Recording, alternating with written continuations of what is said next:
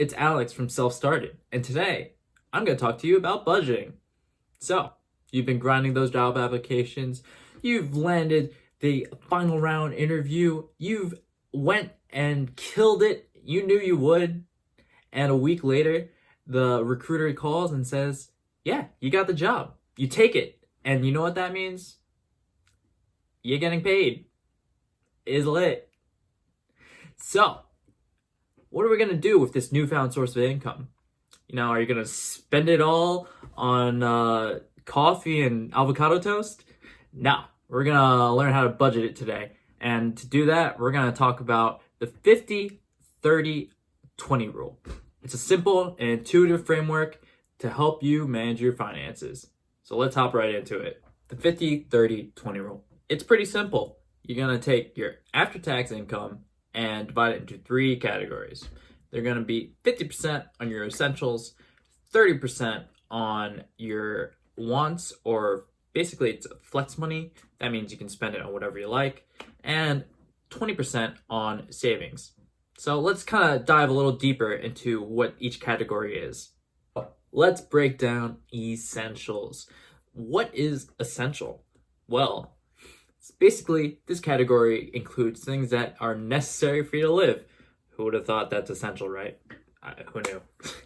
Anyway, stuff like your rent, your mortgage, your minimum debt payment. So this is debt that you must pay. That could be like the minimum amount on maybe a student loan that you might have. Groceries. You need food to live. You don't necessarily need $5 iced coffee from Starbucks to live, but you need food to live.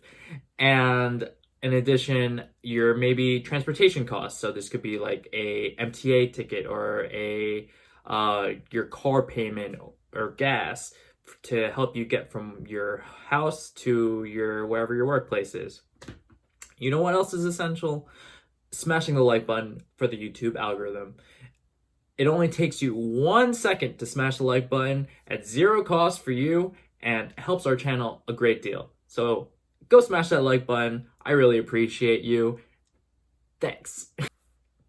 So 30% on wants or your flex money. What this means is it's money that you're free to spend on whatever you'd like.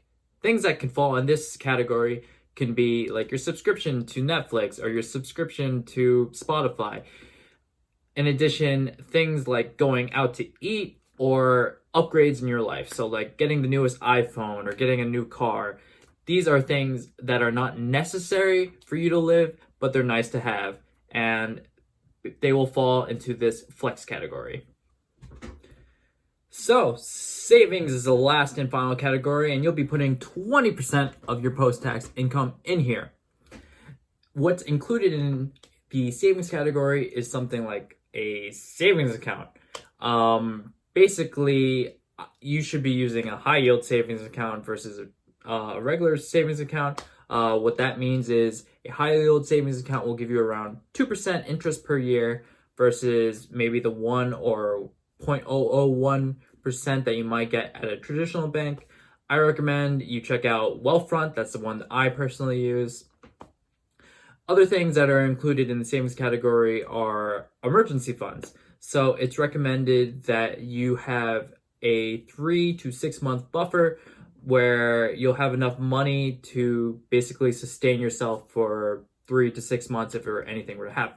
So say maybe your car breaks down or you become unemployed. You can't really account for that, and that's why you have an emergency fund. Other things that are included in the savings account are retirement accounts, such as Roth IRAs and 401ks.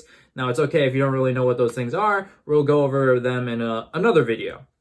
In addition to all these savings accounts, the savings category can also include debt repayment.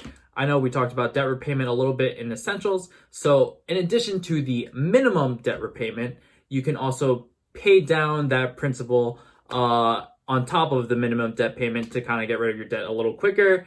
And that can also be included in this category. And lastly, you can include investments in this category. So things like investing in the stock market on maybe Robinhood or Charles Schwab. things like that can also be included here. So that's the 50-30-20 rule. Now, to help you guys organize your finances, Mahim and I have created a spreadsheet on Google Sheets that will help you organize all of your expenses and kind of neatly place it in a spreadsheet format. Now, you guys can check that tool down below. If you like the video, give us a like, subscribe, give us a comment if you use or enjoy our tool, and we'll catch you in the next one. Thanks.